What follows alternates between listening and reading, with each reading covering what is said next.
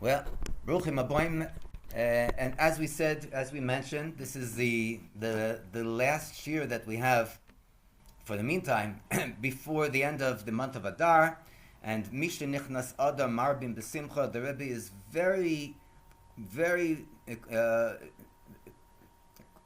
very careful in order to go into stress that people think that Adar keeps on getting higher and higher until you come to Purim. Purim is the climax. And then what happens? It's finished. The opposite is the situation.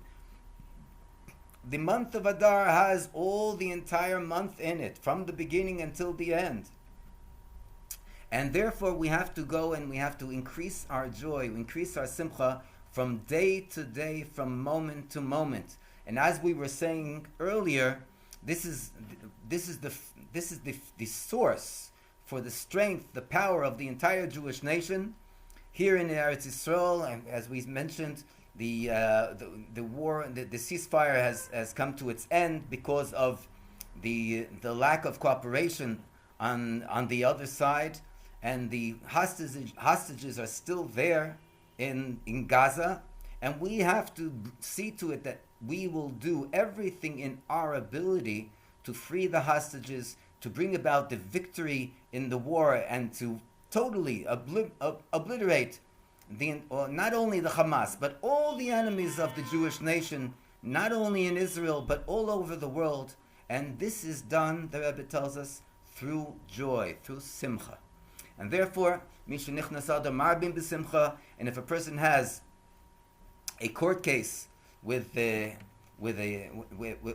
one of the 70 nations of the world, one of the individuals from the 70 nations of the world, they should push it off. In halacha it says, push it off till the month of Adar. So now is the time to go and to fight the battle with joy, with simcha.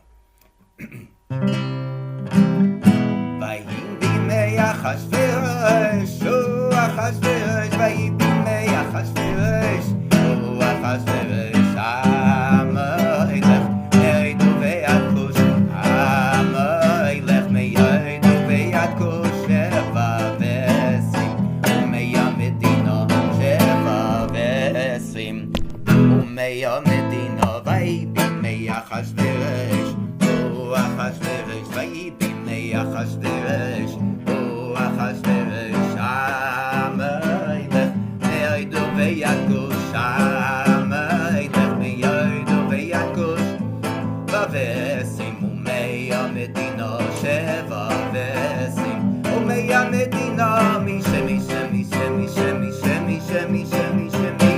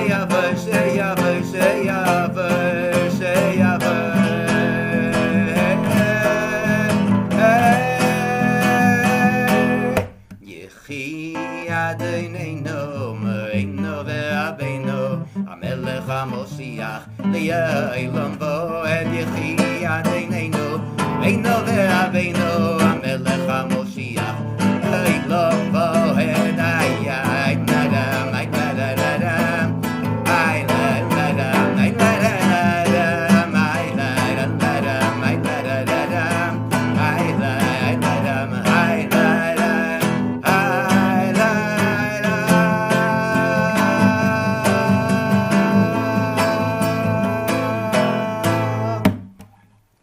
No, and it should be Oidya Tertov ve'Oidya Tertov, as the famous song goes.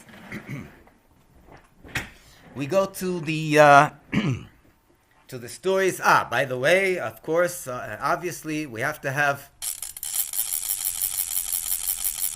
the blotting out of all the enemies of the Jewish nation, beginning with Amalek and finishing with every single one. It's a double header in honor of the month of Adar, 2 stories. And it's interesting because we see incredible miracles that happen during the month of Adar. And these are 2 miracles that happen with two youths. I'm talking about a young man and a young woman.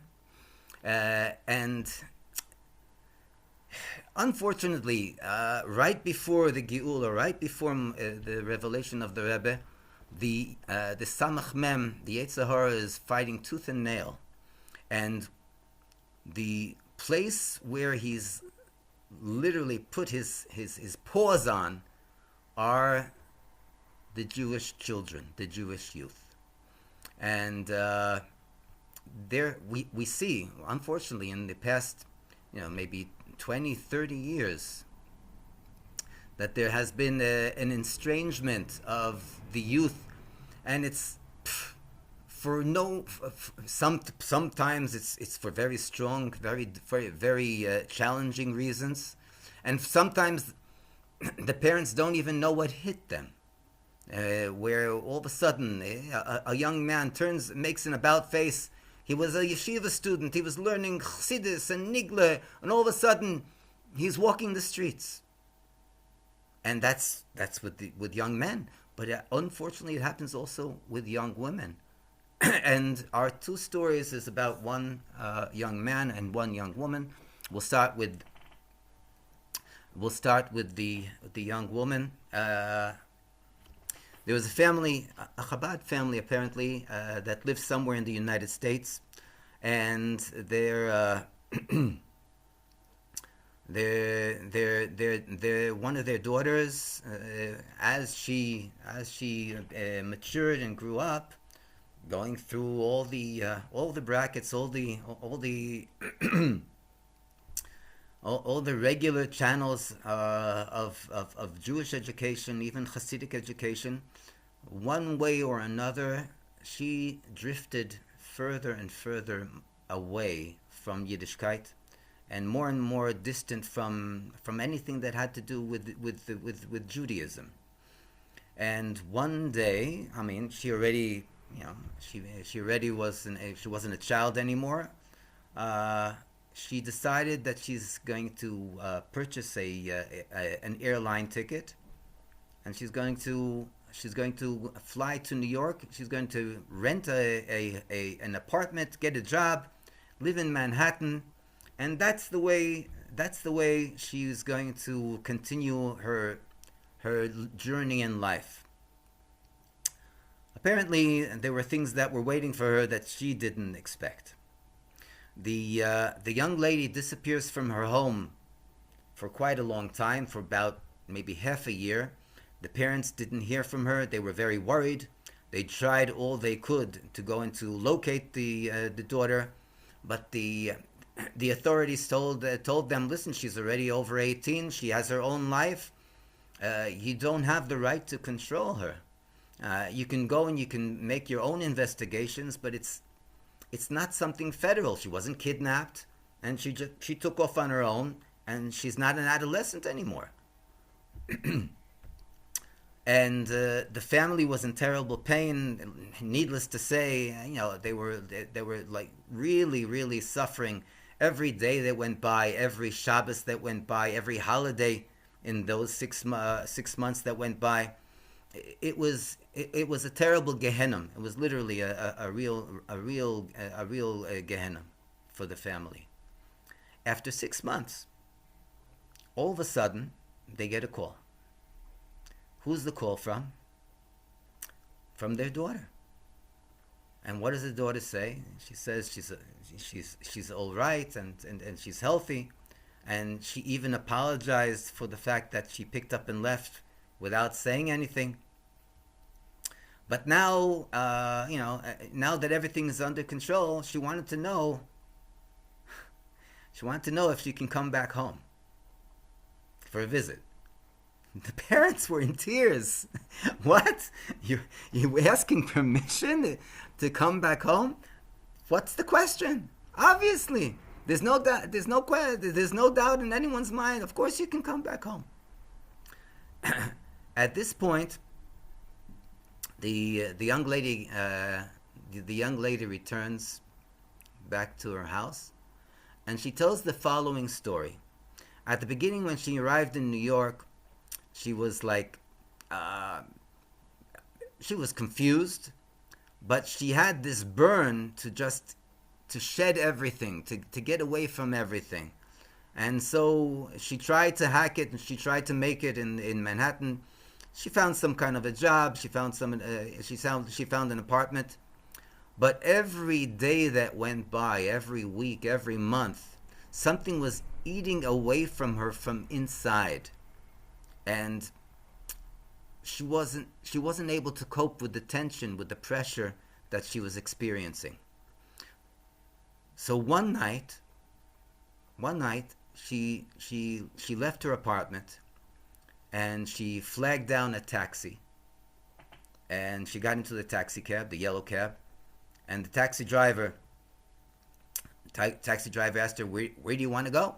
So out of despair, she says, take me to wherever you want me to take me, and when you stop, that's where I'll get off. Now, before she left her apartment, she went and she had a silent prayer, and she said to Hashem like this. She said, Hashem, listen, I still believe that you exist, but whether you still care about me or not, that's what I'm doubtful of. So she said like this, we'll make a deal. If you show me a sign that you still care about me, then I'll do my share, I'll do my part, and I'll come back to you. Okay? That's what she had in her heart. That's what she prayed to Hashem. She went out to the street, flagged down a yellow cab, and the cab driver, he's kind of like, what am I supposed to do with this woman? It's a young lady. Where am I supposed to drive her? Where am I supposed to take? But he drives, and he doesn't say a word. Nothing, nada.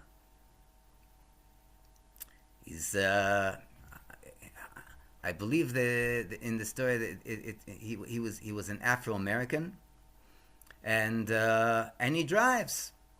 He drives and drives, and the girl is lost in her thoughts. You know, she's not even looking at the road where the guy is driving, and he's driving for quite a time, until finally they come to an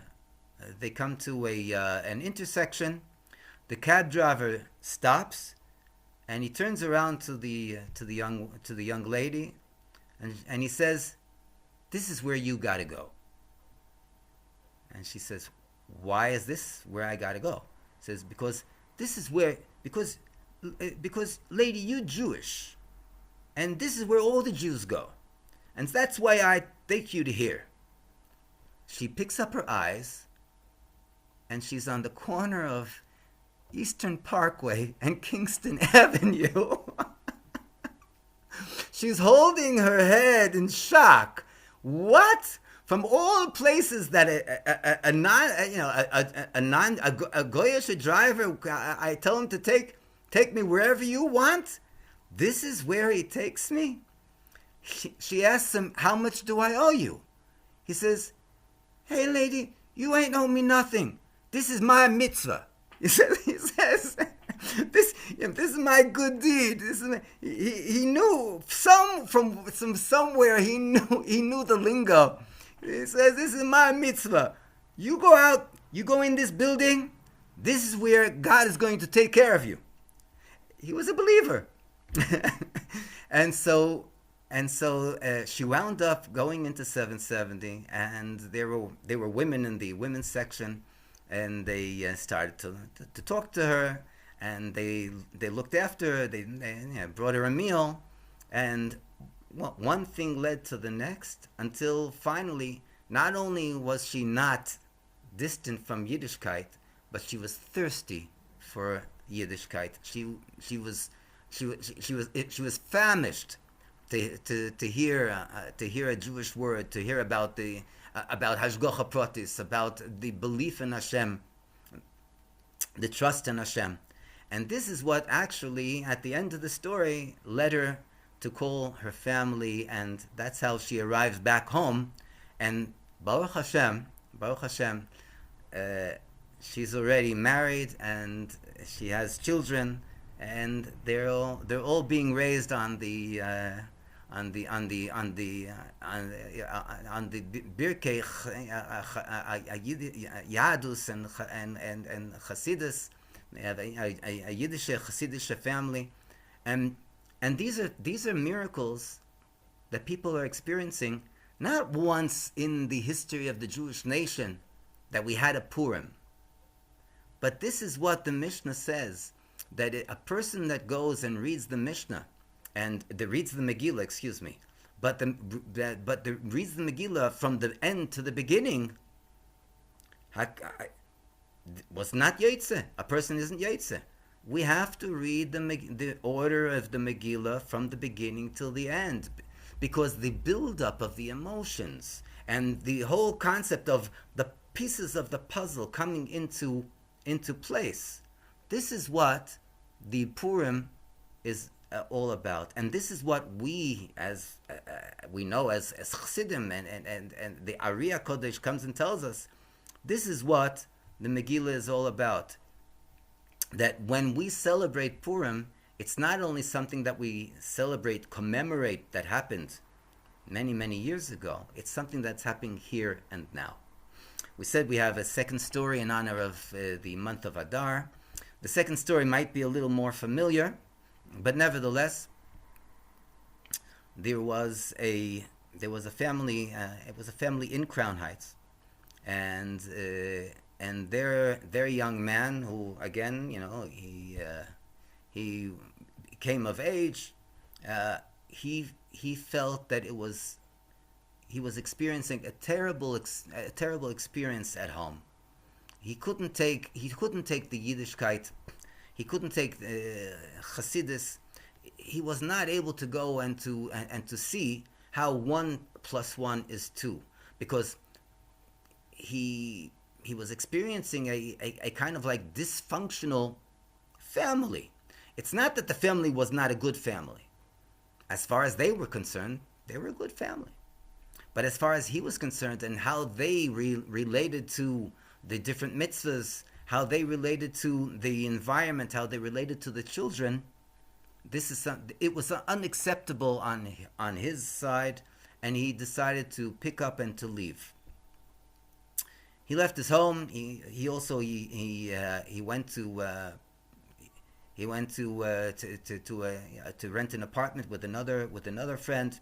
He was getting along somehow with a job that he found, and the family again was in terrible pain, suffering. I mean, the oldest son picks up and leaves. What's going on? How, where did we lose him? How did we not succeed in our mission to be a proper family? And then uh, they uh, they were by the Rebbe. They were by the Rebbe, and they were in Yechidus. And this is going back some years. And in the Yechidus, they told the Rebbe about what happened with their son. And the Rebbe listened, and the Rebbe told them something that seemed to be totally from left field. The Rebbe told them, your son left, start to embellish your Shabbos table. What? He said, yeah. Start to make your Shabbos more and more beautiful. Buying foods that you wouldn't buy, and incorporating more joy, more singing. That's what the Rebbe said, and that's how the Yechidus ended. The husband and wife went out of Yechidus, and they look at each other. They have no clue what exactly what the Rebbe said has in connection with the fact that their son left their home. But the Rebbe said, and that's what they did. And so all of a sudden, in the home, the brothers and sisters, Shabbos comes, and all of a sudden, the father comes early from shul instead of hanging around, speaking with the chevra. He makes a beautiful kiddush. Everyone is singing. Instead of the father falling asleep at the Shabbos table, he made sure that he would have he had a shlof in advance. He had a rest in advance in order to go and to be wide awake. They brought really gourmet meals in order to go and to make it just as the Rebbe said. And that's how one Shabbos, two Shabbosim, a month went by, and then there was a call. The oldest son that left the house called up, and he spoke with his brother. And his brother, and he asked, how's everything at home? He says, you cannot imagine what's going on at home. He says, what do you mean? What happened? So he said, calm down. It's nothing terrible. But everything has turned topsy-turvy. The Shabbosim, where everyone would be, one would be falling asleep, and one would be at the other's throat, and one was yelling, one was screaming. Everyone is coming, and Tati, the father is wide awake, and the mother is bringing unbelievable dishes to the Shabbos table, and everyone's singing. So the brother said, "Are you sure that I have the right family?" He said, "That doesn't sound like my family." So he says, "No. It's the truth. It's the one." So he said, you have to come. You have to see for yourself. Okay. He hears and he says, "Fine, I'll check it out." At the beginning, he came. It was already after Shabbos. Shabbos came in. He arrived in the Friday evening on the subway, and he walked over to his home. He knocked on the door, and he opens the door, and everyone is just like, wow! Everyone is shocked with happiness, and he walks in. He sits down. He hears Kiddush, and everyone's sitting down to eat the meal. They're singing, and he can't believe that this is his home. He didn't stay for the end of the meal. For benching Birkat HaMazon. He picked up and he walked out of the house and he left. The next Shabbos, all of a sudden, he arrived again. This time he was on the subway, and he was there just for lichtbenchen. He was there for the candle lighting. And again, he didn't go to daven, but he was there for the meal, and he had this unbelievable experience. He never saw such a Shabbos in his home. And little by little, 4 weeks went by. And at the end of the fourth week, the fourth Shabbos, he was already arriving earlier. And at that point, he decided also to check out how things are going at Shul. People didn't see him for a long time, but he comes, he went, he davened, he didn't talk to anybody. He comes back home. He participated with all the family in the Shabbos meal.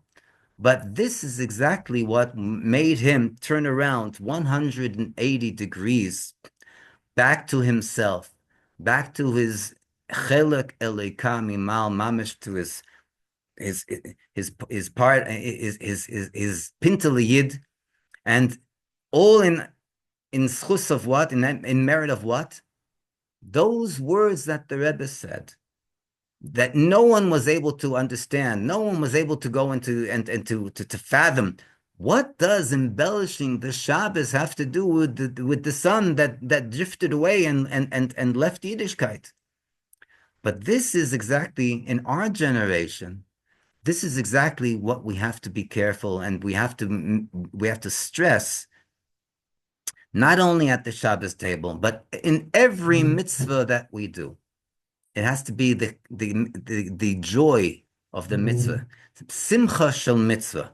And this is something that we take for the entire year from the month of Adar. As we know, Mishenichnas Adar marbim b'simcha. Okay, so we add from day to day, from moment to moment. But wait a second, Adar ends at the end of the month. This Shabbos, we're blessing the new month of Nisan. Of course, we're ushering in the celebrating of Pesach and so on, but Adar is gone. So comes the Rebbe and tells us Adar is never gone. We celebrate the entire month of Adar, but then from the month of Adar, we escort, the month of Adar escorts us throughout the entire year until we come to next year Adar, in which Be'ezras Hashem will be able to increase our joy even more and even more. And Be'ezras Hashem, until next Adar, there's definitely no doubt that we'll have, and it should be Teichef Miyad Mamish, immediately now, the revelation of the Rebbe Shlita Melech Ha'Moshiach on a good and revealed basis, and as we said before, with a complete victory over all the enemies of Am Yisrael, with the healing of all the wounded and injured. Rahman al-Islam, there was an attack, a terrorist attack, and there's an 85-year-old man that was driving by, and he was shot by this terrorist, and he's gone. 85. He was already in the years of Gvuros. The Eibishter will help that we'll have Tchias HaMesim, and we'll see this individual that we just mentioned, together with all the Jewish nation that are not with us for the time being, and should be Teichef Umiyad immediately, Amen, with obviously also the return of all the hostages, and they should be all healthy and well, and all those that are not with us, those hostages that are not amongst the living, they shall be, and they will be, and immediately they'll be amongst the living, together with all Am Yisrael in the third and the eternal Beis Hamikdash. Yechi Adonenu Moreinu V'Rabbeinu HaMelech HaMoshiach Le'olam Voed. Amen.